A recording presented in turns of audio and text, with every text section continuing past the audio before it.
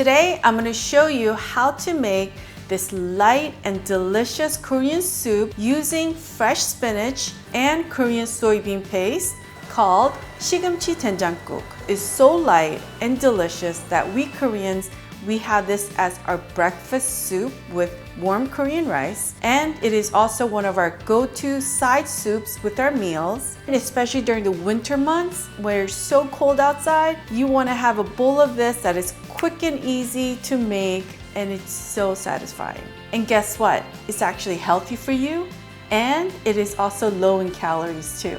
So who doesn't love that? 오늘의 레시피, 시원하고 깔끔한 시금치 된장국 만들기.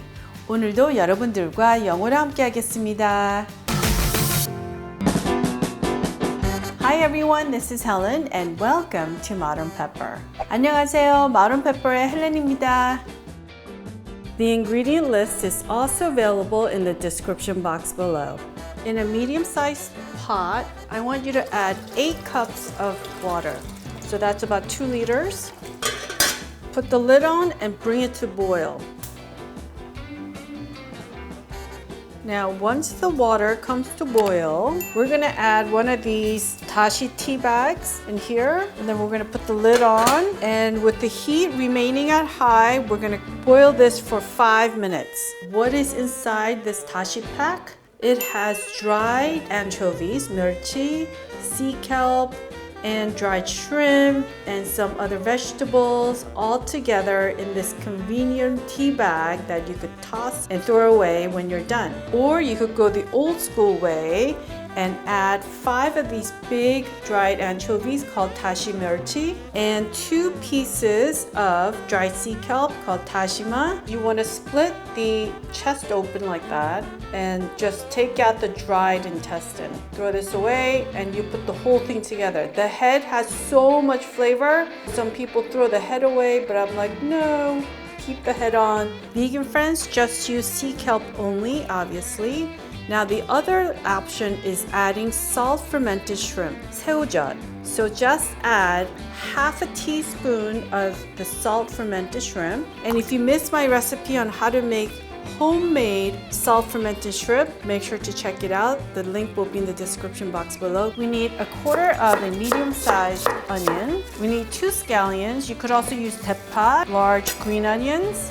And we're just gonna cut them into big chunks. And we also need 1 tablespoon of freshly minced garlic. We need 1/3 cup of Korean soybean paste called DoenJang. This is Korean version of miso paste. Let me tell you, it tastes completely different. It has so much depth of flavor. If you've never tried this, you gotta try it. So it's been 5 minutes and we're gonna take out our tea bag now. I only prefer to boil this in super hot water for 5 minutes because if you boil this for a really long time, which a lot of people do, the fish and the shrimp in there starts smelling funky. Notice how the broth is nice and yellow already after only 5 minutes. So that's my tip. Then we're gonna turn down our heat to medium high. You wanna squeeze and squeeze to extract all the leftover juice at the bottom. My grandma would say, you're throwing away life's blessing when you waste stuff. So do that. Quickly, we're gonna add our DoenJang. So we're gonna put it in here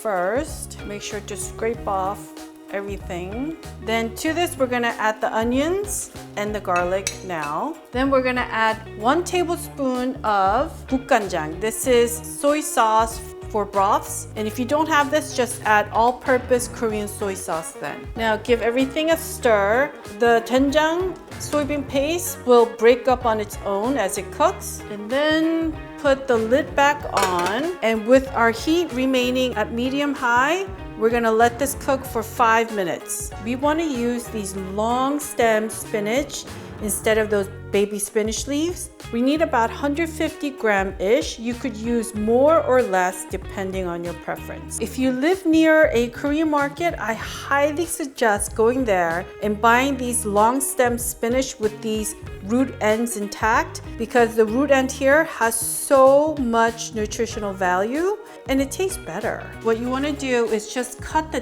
very tip off right here like that. So this part is still remaining intact. And what you want to do is go down the middle like that, and then turn it to the other side and go down in the middle again. So you're cutting them into 4 ways and you strip them like this. Make sure to separate all the long stems apart.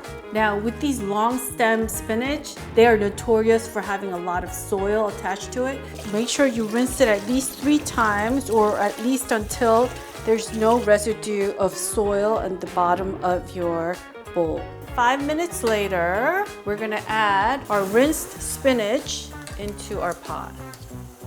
Then we're gonna add our scallions, and this is pretty much done. So you just wanna mix this around. Some people like to cook this till the spinach is like dark green, like for 20 minutes. I let it cook for 2 minutes at max on medium-high heat. All right, so this has been boiling away for 2 minutes, medium-high heat, and I'm gonna turn this off. This is optional. I'm gonna add a pinch of gochugaru just to give it a little bit of a subtle kick of spiciness. Ooh, look at that. So let's have a quick taste test.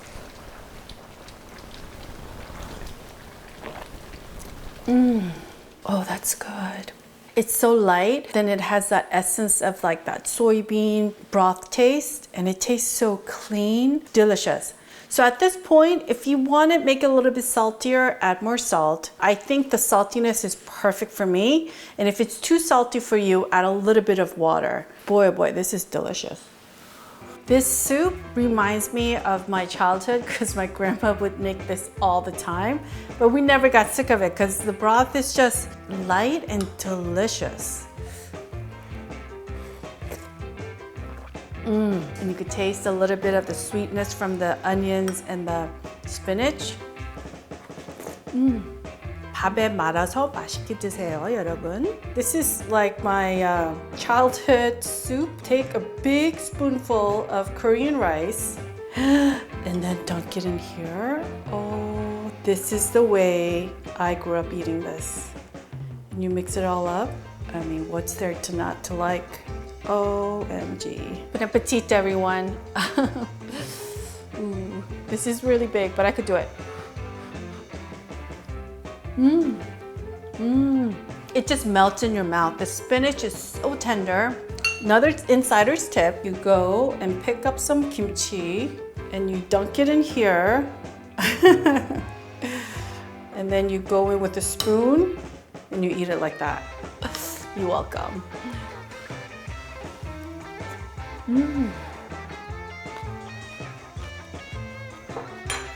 Literally, kimchi makes everything so much better. This is a simple breakfast that you can have, or you could have it anytime during the day or for your dinner. So, so good. And you want to make this even extra healthy, you could have it with a bowl of jakgukbap, which is known here in the States as the purple rice, but it's actually not purple. It's Korean rice using different grains of rice, which is so delicious. So that is our next recipe, so make sure to subscribe and hit that notification bell. If you want to learn more about Korean soups and stews, make sure to go to youtube.com/modernpepper. Click on that playlist tab and select Korean soups and stews, and I will see you there. All right, folks, I want to thank you for watching today. And if you enjoyed watching today's video, I want to kindly ask you to click on that thumbs up icon and subscribe and hit that notification bell if you have not done so we can make more Korean dishes together. 여러분 오늘 재밌게 보셨으면 꼭 좋아하는 버튼과 구독 버튼도 눌러주세요. 다음 영상에서 꼭 뵙겠습니다. 감사합니다. Alright folks, I will see you in one of the videos you see right here. Happy New Year, everyone. I want to wish you all the best in the new year, and I look forward to making loads and loads of delicious Korean food together with you in the new year. 새해 복 많이 받으시고요. 더욱더 건강하세요.